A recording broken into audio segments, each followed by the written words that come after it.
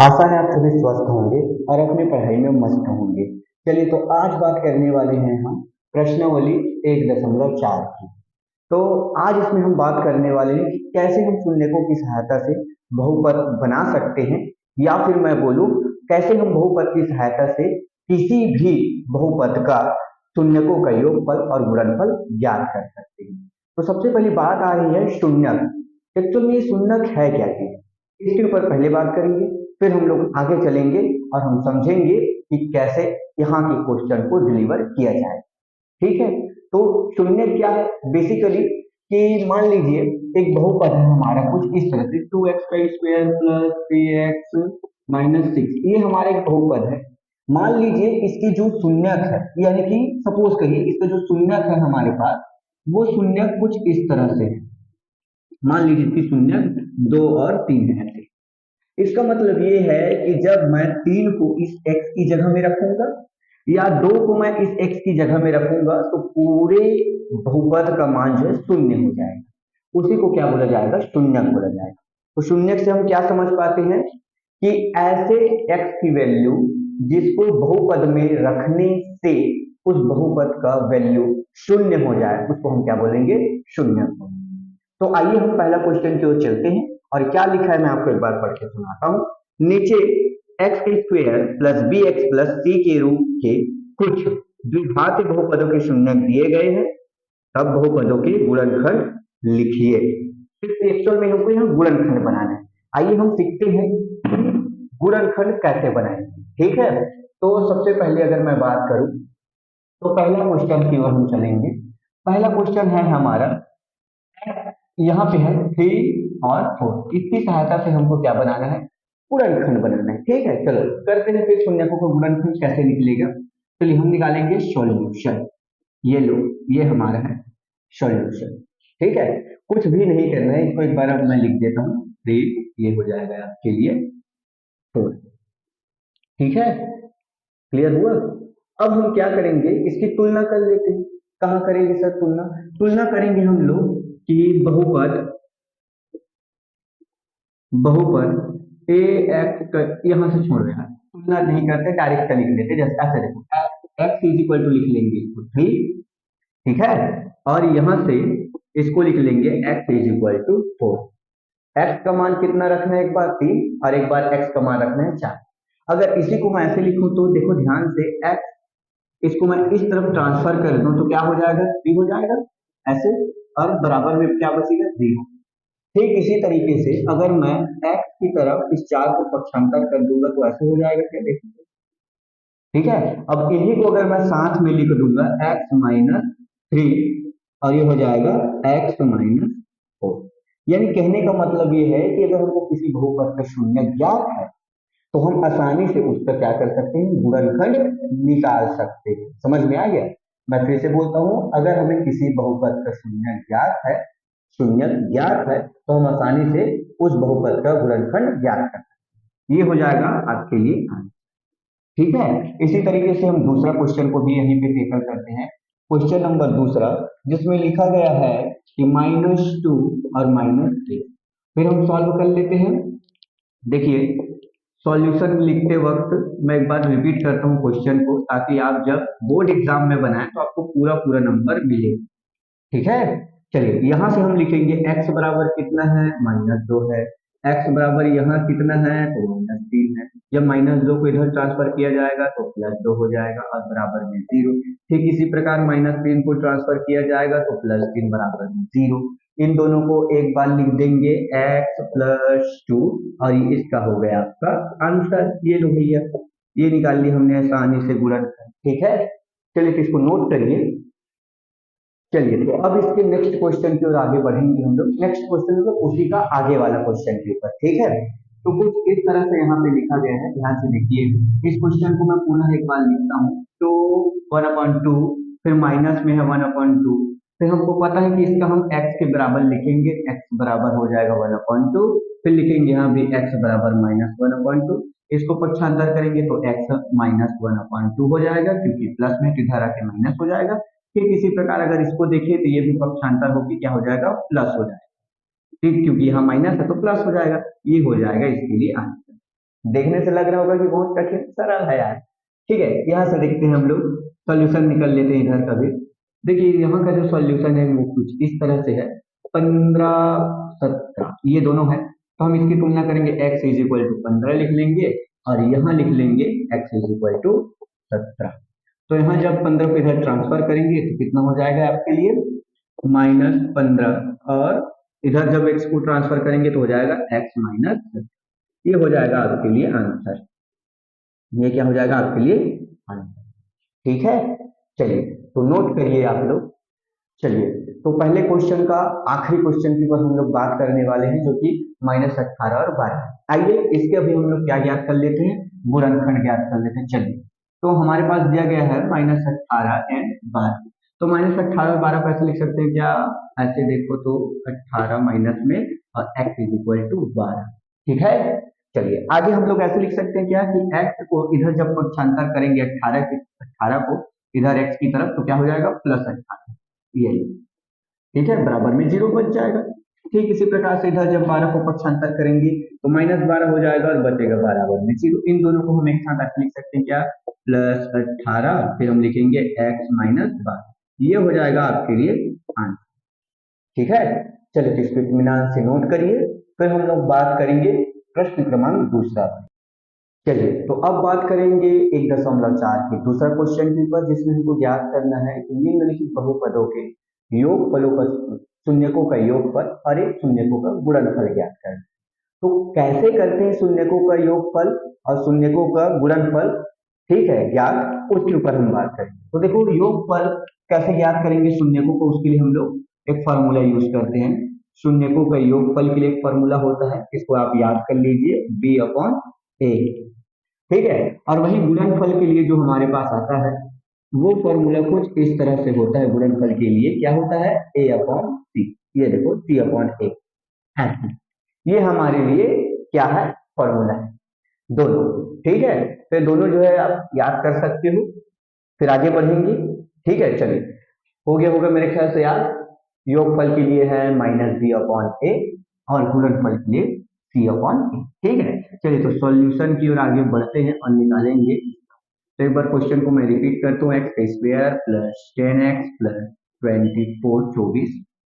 ठीक है, फिर यहां से हम लोग आगे बात करेंगे और लिखेंगे, क्या लिखेंगे कि भैया बहुपद, जी हाँ बहुपद, बहुपद ax² + bx + c से तुलना करने पर, क्या करने पर, तुलना करने पर भैया तुलना करेंगे तो यहाँ a का जो वैल्यू है वो 1 है, b का जो वैल्यू है वो 10 है और c का जो वैल्यू है वो 24 है। फिर हम क्या निकालेंगे, यहीं से देखना, शून्यकों का योगफल और शून्यकों का गुणनफल। तो देखो अब मैं लिखता हूं फॉर्मूला को, शून्यकों का योगफल। ठीक है, शून्यकों का योगफल के लिए फॉर्मूला b/a। देखो बबुआ b का मान है -10 और यहाँ चूंकि माइनस है तो माइनस, और बटे में 1 है उसको नहीं लिखना है, खैर लिखने हैं तो ये लिख लो, बराबर में -10 का 10 ही आएगा। ठीक है, चलिए अब निकालेंगे शून्यकों का गुणनफल, शून्यकों का गुणनफल। चलिए तो गुणनफल के लिए फॉर्मूला होता है c/a, c/a। तो उसको c का जो वैल्यू है वो 24 है और बटे में 1 बराबर क्या होगा 24। यही दोनों आपके लिए बबुआ आंसर है भाई, क्लियर हुआ।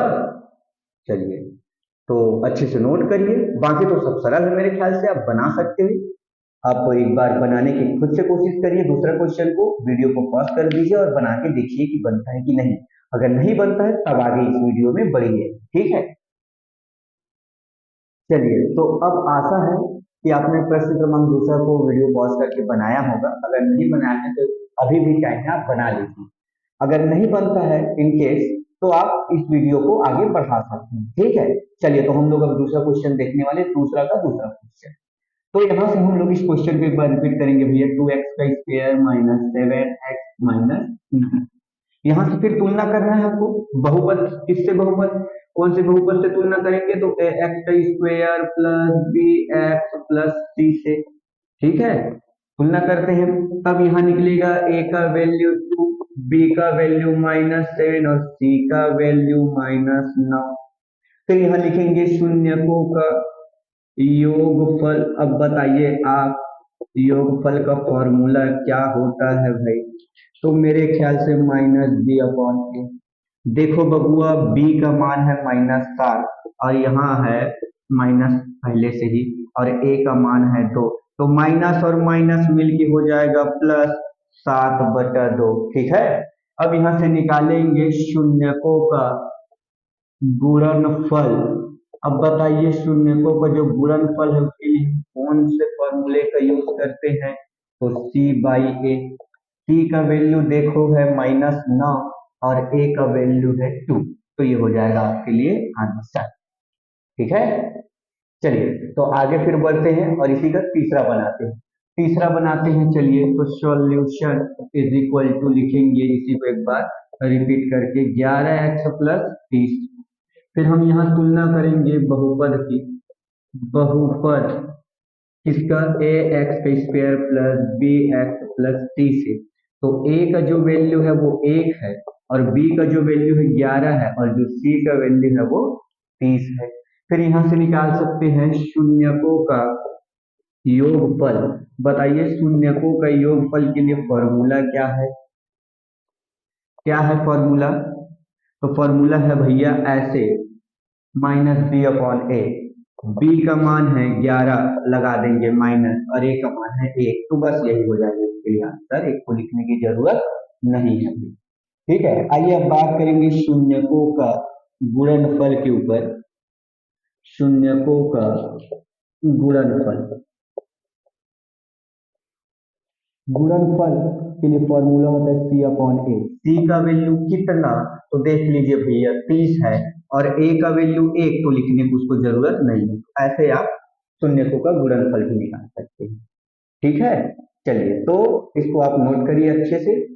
उसके बाद हम लोग देखने वाले हैं इसके चौथे और पांचवें क्वेश्चन को, ठीक है। चलिए आइए अब हम लोग बात करने वाले हैं प्रश्न क्रमांक दूसरा का चौथा क्वेश्चन के ऊपर और पांचवा क्वेश्चन के ऊपर, ठीक है। तो देखेंगे चौथा और पांचवा कैसे बनेंगे। वैसे आशा है कि आप बना लोगे, आपके ऊपर विश्वास है, आप इतना कर सकते हैं, ठीक है। चलिए तो यहाँ से मैं क्वेश्चन को फिर से एक बार रिपीट करूंगा, -5x² + 3x + 4, क्लियर हुआ। अब यहाँ ध्यान से देखिए, हम तुलना करेंगे, किससे करेंगे, बहुपद ए एक्स का square plus b x plus c से तुलना करते हैं। तो यहाँ ए का जो वैल्यू है वो -5 है और जो बी का वैल्यू है वो 3 है और जो सी का वैल्यू वो 4 है। अब हम लगाएंगे फॉर्मूला। फॉर्मूला किसका, शून्यकों के योगफल का, शून्यकों के योगफल या शून्यकों का योगफल, ठीक है। बताओ फॉर्मूला क्या है, तो भैया है -b/a। a का वैल्यू है, सॉरी b का पहले लिख लेते हैं, b का वैल्यू है 3 और c का वैल्यू -5, तो माइनस से माइनस कैंसिल होके आएगा 3/5। अब निकालेंगे शून्यकों का गुणनफल।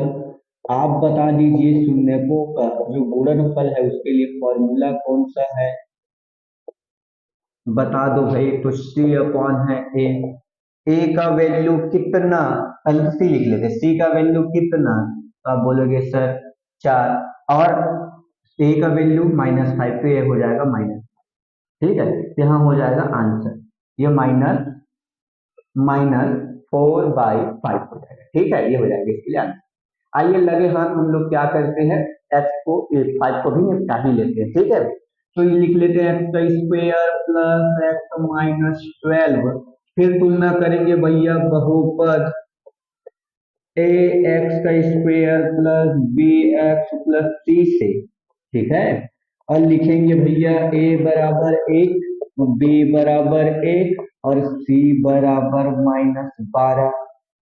फिर लिखेंगे शून्यकों का योगफल। बताइए फॉर्मूला क्या है, अगर पता है तो कमेंट में लिख दीजिए, अगर नहीं पता है तो मत लिखिए, ठीक है, तो ये हो जाएगा -b/a। फिर हम इसका मान रख लेते हैं। बताइए b का मान कितना है, 1 है, और a का मान भी 1 है, तो 1 से 1 से भाग देंगे तो 1 ही आएगा, तो -1 इसके लिए आंसर हो।